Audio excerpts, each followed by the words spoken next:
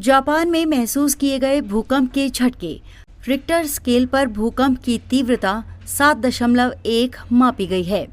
भूकंप के साथ ही सुनामी की चेतावनी भी जारी की गई है। क्यूशू और शिकोकू के पश्चिमी द्वीपों पर सुनामी लहरें उठने की चेतावनी जारी की गई है। भूकंप के ये झटके जापान के मियाजाकी इलाके में महसूस किए गए। फिलहाल देश में किसी जानमाल या किसी बड़ी क्षति की खबर नहीं है।